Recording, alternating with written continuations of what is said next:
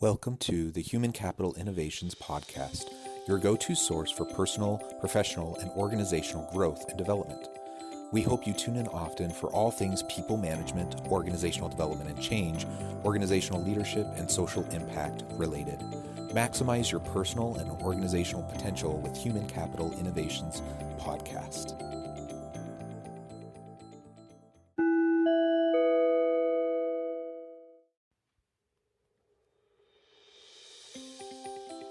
Welcome to the Human Capital Innovations Podcast. In this HCI podcast episode, I talk with Mark Herschberg about the skills essential to thriving organizations and how individuals and organizations alike can work to develop them.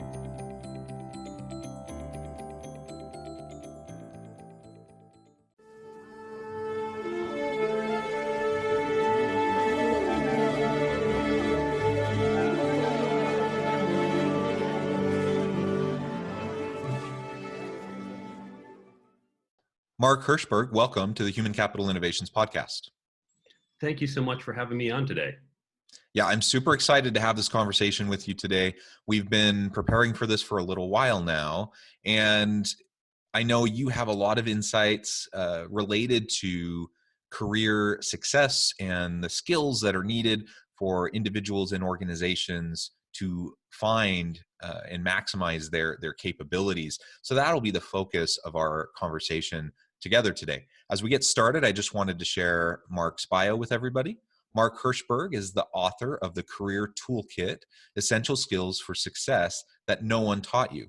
From tracking criminals and terrorists on the dark web to creating marketplaces and new authentication systems, Mark has spent his career launching and developing new ventures at startups and Fortune 500s and in academia. He helped to start the undergraduate practice opportunities program dubbed MIT's Career Success Accelerator, where he teaches annually.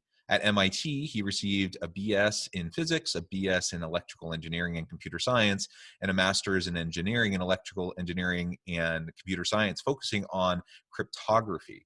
At the Harvard Business School, Mark helped create a platform used to teach finance at prominent business schools. He also works with many nonprofits, including Techie Youth and Plant a Million Corals. He was one of the top-ranked ballroom dancers in the country and now lives in New York City, where he is known for his social gatherings, including his annual Halloween party, as well as his diverse cufflink collection. I love the bio. I love the diversity of experience. It's not every day that I get to talk with a ballroom champion and an electrical engineer that has experience at Harvard and MIT. So thank you so much for joining me, and it's a pleasure to have you here today. Anything like that you would like to share by way of background or context before we really dive on in? It's been a heck of a year so far, and unfortunately some of those activities you list in my bio have been a little curtailed. No big Halloween party this year. But as much as this year has been full of setbacks, there's also been some tremendous opportunities given the nature of what's been going on. And so I hope people have been capitalizing on those. Yeah, I think so. Certainly it's been a hard year. People have been dealing with a lot, and I don't want to minimize those challenges that people have felt. But amidst challenge, there usually are opportunities, and that's something I've definitely seen this year. For those who are able to capitalize on it, there have just been a whole range of opportunities, both for individuals and for organizations, to recalibrate, to step back, refocus, figure out what is really essential, and then move forward in a more cohesive, positive way. So despite the challenges, I'm grateful for the opportunities that I've seen this year. Yeah, I think a lot of the skills that I talk about in the book are skills that we kind of take for granted and get lost in the noise when we're just day to day in the office. And now we've had a chance to step back and focus on what's important. It's really been a good opportunity to understand these skills, to develop these skills, to capitalize on it. So just as an example, networking is a skill people talk about all the time. As the pandemic began, everyone said, well, this is terrible, no more networking. And by that, they meant, well, we can't go out to a conference and hand out 50 business cards. But of course, true networking is about relationship building. And this has been a fantastic opportunity. Again, unfortunate that we're in it to begin with, but making the most of it to build these relationships, especially with people who are not local to us. Because years ago, I couldn't say, hey, why don't we do a Zoom call to catch up? Right? Folks would have looked at me funny. But now it's normal, and I can continue to foster and grow relationships with people I otherwise wouldn't see. So there's been really good opportunity for this type of personal development during this time. Yeah, absolutely. I felt the same thing.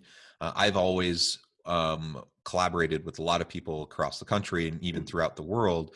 And you know, I'm no stranger to video calls. I've been using Zoom and Skype and other such platforms for years and years. Um, but this still caused me to shift my mindset a little bit. Whereas before, you know, I might have sporadically and every now and then jumped on a video call with somebody, but still tried to meet in person whenever possible, or to travel somewhere to, you know, go have a work meeting. Now, you know, for the first time, it just really caused me to reevaluate and say, well, are those elements really necessary for this collaboration, for this networking to happen? And the answer is no. It hasn't been necessary. And in fact, I find that I've had way more networking opportunities, way more collaborative opportunities globally during the pandemic than I ever had before. And I'm someone who's been quite involved in those types of endeavors in the past. Right. Communication's another area, and I talk about it in two separate aspects in the book. So there's the communication of how we interact with each other and how we share ideas and a commonality, which becomes more important because we are losing some of that channel. As we do voice calls, we of course lose video. Even as we sit here on our video calls, we're losing some of our body language, right? I can do a little with my upper body here, but you're losing my overall body language. And so it's important to make sure how we communicate and getting to, am I conveying the ideas correctly, is really done well. And we have to be more conscious of it. The other aspect, when I talk about some basic management principles, I don't get into here's the management philosophy, do this versus that, but what are some fundamentals? And one of the things I talk about is management is a lot of thinking about what is information flow. It's making sure the right people have the right conversations at the right time. And that used to happen somewhat organically because I'd walk by your cubicle and say, oh, by the way, we should talk about this. Or we're in a meeting together and we're there a few minutes early, so we chat. That doesn't happen. And now we have to be a lot more conscious. What is that information flow and who needs to have those conversations when, about what? But by consciously focusing on it, we can become more efficient in terms of our operations. Yeah, we have to be just much more deliberate, right? And one of the challenges I think facing leaders and organizations who perhaps are new to this remote work, virtual work kind of an environment is how do you become more deliberate and purposeful in these types of encounters, and how do you replicate some of those chance encounters, running into someone in the elevator or walking past their office, you know, these kind of water cooler type of moments? What can we do to have meaningful connection, networking, collaboration, communication occurring in a virtual environment, um, recognizing that those don't happen organically anymore? They have to be more planned out. I think there's two methods to this. And first is being more deliberate, is making sure it happens. And it's not the spontaneity, but the benefit of the spontaneity, at least half the benefit was that's how information did flow. And so now we're just going to be more conscious and saying, I'm not just waiting for it to happen however it happens. I am going to engineer the meetings, communications, emails, reporting, however you do it. I'm going to consciously make sure we have a process to ensure that that happens. So that's one part of it. Now, the other part, there's still always going to be some spontaneity, which either leads to your innovations or new ideas, or just fostering a personal relationships. And that will come from using tools. There are, for example, Slack plugins that create one-on-one engagements. They kind of do the random assignment of, let's you and I have coffee because the tool says so. And so you can create that spontaneity. You can encourage individuals just to, you know what, every morning, the 30, 45 minutes you're going to do on your commute, just have that engagement with someone. Just pick someone and say, hey, let's do a 15-minute morning coffee, or creating the virtual water coolers in instant messaging channels, or doing online group activities, although we all don't want to spend much more time online. But I think you can replicate that through a conscientious effort, and then just providing some of the channels where that can happen. Yeah, absolutely. I think those are great insights. So you've talked a little bit about communication. You've talked a little bit about networking. Maybe really quick, you can lay out a few of the other real skill aspects that you talk about in your book. And then I want to go into, what's our individual role to try to develop these skills in ourselves and taking ownership over our own careers and development. And how does that connect with an organization's role, the leader's role, in making sure that they have an upskilled workforce, people who have the necessary capabilities to help the organization be successful. Okay, 3 really important questions there. Let me start with the first. So what do I cover in the book? And I'll preface this by saying this wasn't simply, well, I kind of feel like talking about this. This comes from research that we've done at MIT and at other universities that has gone out to the industry and said, what skills are you looking for? And industry here is universal. It's not just the tech companies you hire from MIT. This is across the US and even global companies who just hire people. What are the skills that they're looking for? And I add to that a few other things they weren't looking for that I know people will find helpful. So let me explain how the book is structured. The first structure is on your career. So chapter 1, career planning. How do you create a career plan? How do you get to the job you want in 5, 10, 20 years down the road?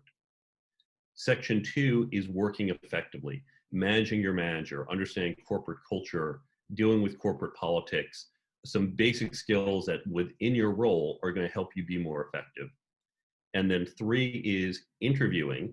Now, there's no shortage of material on how to interview as a candidate, how to answer those what's your weakness questions, but we do a terrible job teaching people how to hire. Most people I know have had 0 training on how to hire someone, how to interview someone, but that's such a key part of our job. And if we're building successful teams, it begins by recruiting the right people the right way. So that's section 1. Section 2 is on leadership and management. And here, as I noted before, I don't get to this theory versus that at a high level. I'm not talking Six Sigma versus Agile. I'm talking about research-based fundamentals, getting into team formation and structure, getting into fundamental feedback concepts, motivation, what motivates different people. And there I do pull in from academic theories. And then leadership, what is the fundamental essence of leadership? Because especially to people in the first decade or 2 of their career, many of them see leadership as role-based. I'll be a leader once I become a manager, once I get that title.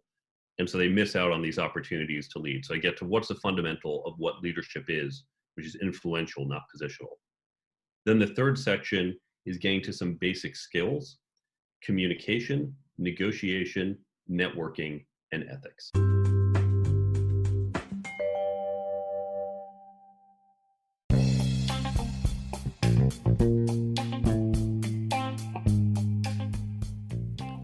I'm excited to announce the publication of my new book from HCI Press, The Alchemy of Truly Remarkable Leadership: Ordinary, Everyday Actions That Produce Extraordinary Results. Consider how the nature of work has shifted over the past 50 years. With increased globalization, rapid technological advancement, and the shift in economic composition, the average job of today looks very different than the average job of 50 years ago. What will the jobs and organizations of tomorrow look like? Moreover, what does this all mean for organizational leaders? What are the core competencies and capabilities of organizations and their leadership that are prepared for continued disruption and geopolitical and socioeconomic shifts? Regardless of what the future holds, increasingly, leaders need to be socially minded, data-driven, decisive, champions of talent, and disruptors of the traditional notions of leadership, teams, organizations, and work. The Alchemy of Truly Remarkable Leadership will help you to explore your own leadership competencies and capabilities and consider ways to apply and implement them into your workplace and personal life.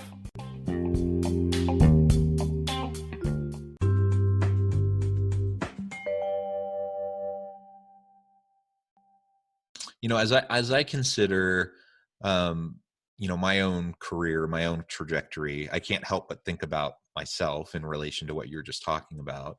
And one of the things that really hit me, that you were just saying, is in relation to leadership roles versus leadership capabilities, right? That we all have the opportunity to lead and influence and be change agents within an organization, and it has really nothing to do with a formal title, a formal role within that organization. um, People can have that kind of influence and impact regardless of where they happen to be in a hierarchy, if they can learn those types of key skills that will help them to be more influential. So what do you see some of those as being some of those key competencies that everyone needs to be able to drive, for example, towards leadership success? Well, this is, I think you hit the nail on the head, that it's recognizing these opportunities are all around us. And certainly companies are saying, we don't just want people with these high titles to lead. We'd love it if no matter where you're sitting at the table, you can step up and lead. That's why leadership is one of the skills that they've identified. But we see this all around. Negotiations is another where people think, well, that's where we sit across the table and I'm going to slide a number to you and you're going to slide a number back to me. And negotiations are these formal activities. But in fact, we negotiate all the time, whether it's I'll help you out on this project, but I need your help with this, or trying to work with some trade-offs. So, hey, can I take a little extra time off, maybe work from home? A lot easier these days. And of course, negotiation as well. Many people see it as, how do I divide the pie to get as big a piece as possible? But when you change your mindset, you recognize the first thing you should do when you go into negotiation is, how do you enlarge the pie before you think about how to divide up the pie? And when you get these mindsets, now all of a sudden you start to recognize negotiating opportunities all around you, internally with your peers and other departments, as well as externally. And you go in with, how can we create a bigger pie for all of us? And so you went from, I negotiate 3 times a year with a vendor, to I'm negotiating every few weeks and generating more value by enlarging that pie. And so all of these skills, when you shift that mentality, when you recognize it's not so formally bound, and when you recognize the opportunities that you can create with them, you now on a weekly basis, even a daily basis sometimes, can generate more value to the company and more success for yourself in your career as you go forth and just apply these skills. Yeah, and generating value. I think that's really what it's all about, right? And that's not just economic value. I mean, that's personal, intrinsic value as well. And so again, I think about myself and my own kind of responsibility around my own development. I hope my employer will invest in me and be willing to support me in my development, but I can't necessarily count on that. I need to take some ownership and responsibility for that. um, and you've laid out some good framings for that. And I think the mindset shift is one of the key first steps. Having a growth mindset, generally speaking, and then looking for opportunities, and not allowing yourself to feel limited or diminished based on perhaps formal function or role that you have within your organization currently. So then, though, that does feed into, really what do organizations need to be doing? So we have a lot of people listening who are leaders.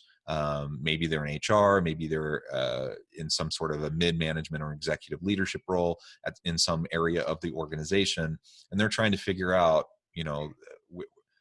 right now unemployment rates are quite high because of the pandemic, but I mean, historically speaking, we have a really tight labor market. We know that there are major skills gaps in our economy in the US and globally, and it's a challenge to get and retain good people. So we don't always have the luxury of just being able to go find that new unicorn who's going to come in and transform the organization. Oftentimes we have what we have. We have the pool that applies for the position, or we have the people that are in the organization. We have to be looking for ways that we can reskill and upskill our people, and take responsibility as an organization and as leadership to make sure that we have the capabilities necessary to be competitive, right? Moving into the future of work. So what can organizational leaders do to make sure that they're helping their people develop the right types of skills and competencies? We need to take a new training approach when it comes to these skills. Traditional organizational training has been a just-in-time informational approach. What do I mean by that? If you have someone and she now needs to start using Excel, needs to learn macros or pivot tables or whatever, you send her to a class, internal, external, say, go learn this. She learns what are the 17 commands, and then she goes back and she starts to use them. And that is simply remembering information and applying it. It's what we did in college on our chemistry tests or our history tests. And it's what we do in a lot of what we learn, whether someone's being trained up to do social media marketing or someone else is learning a new tool for their particular job. And that's fine for that type of skill. These are not mechanical skills where you just memorize, here's the command, here's this three-step process to do something. It's going back to, I have to change your mentality to recognize that leadership is all around you and the opportunities happen daily. And they're also not, here's the answer. There's no, this is the way to lead, right? You talk to 7 people, you're gonna get 7 different approaches to leadership. And it's that diversity of opinion that's important. So given this, your training can't simply be, I'm sending you to a 2-day seminar on leadership and you come back and great, now you're a leader. So you need to have a more continuous approach, and you need to have an approach that brings in a diversity of opinions. Fortunately, this is easy to do. You have that diversity of opinions within your organization, or if you're small, you can partner with others. What you should do is similar to what we do when we teach this at MIT, or what's done at most business schools, which is you want peer learning groups. It's not about listen to someone lecture for an afternoon and assume they have it.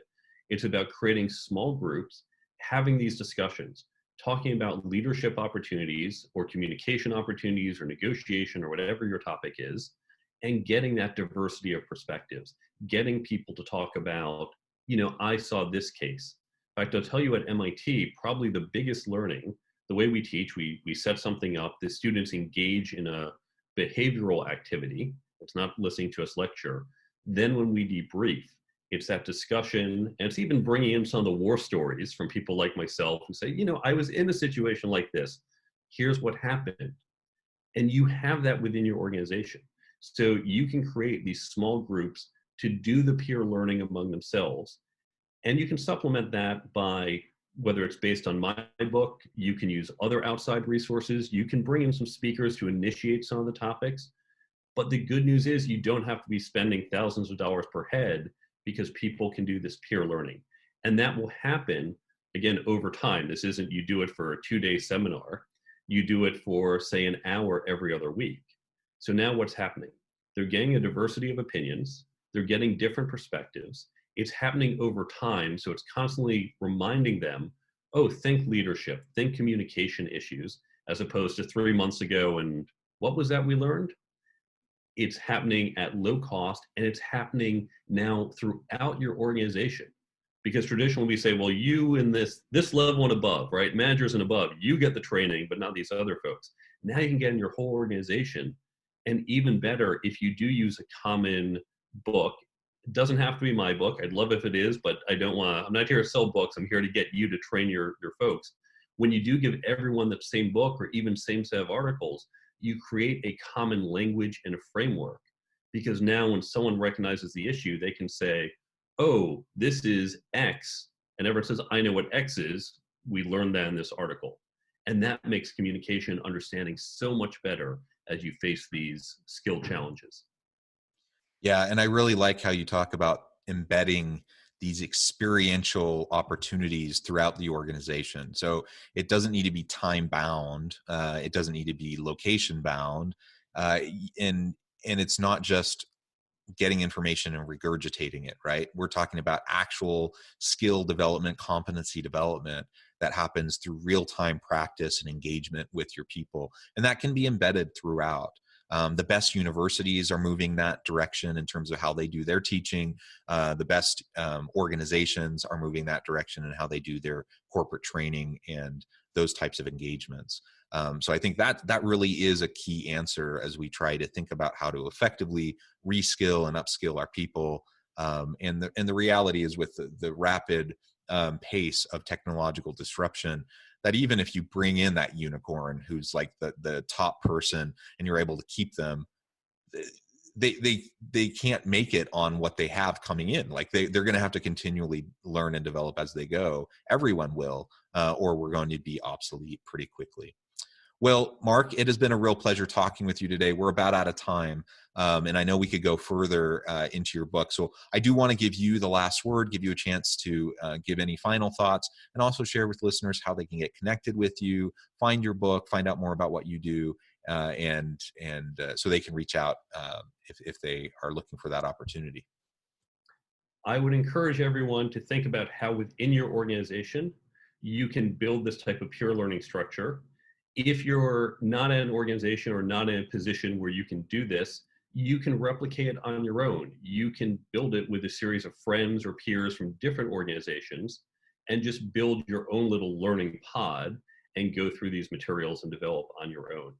And of course, if you do this at a company, the best part is now you have improved employee engagement, because now they're interacting with other people and they feel they're learning on a regular basis. And it's a great way to create that employee stickiness.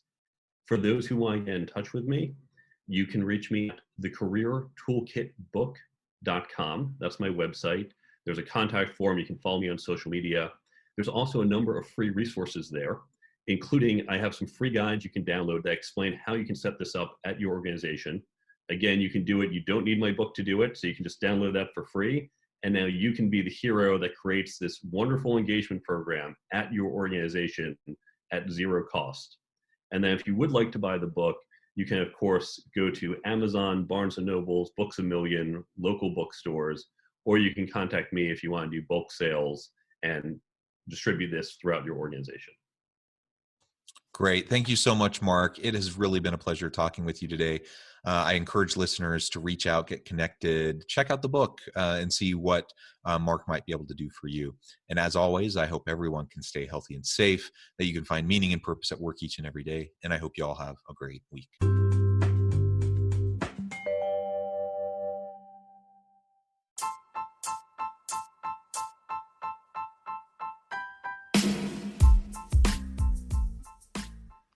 We are excited about the launch of HCI's new magazine, Human Capital Leadership.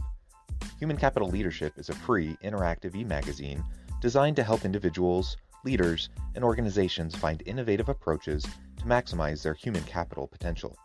We will be publishing issues quarterly in August, November, February, and May. Check out the first issue and let us know what you think.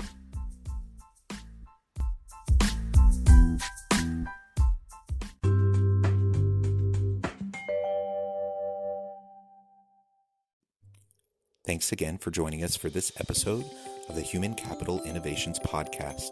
I hope you stay healthy and safe and that you have a great week.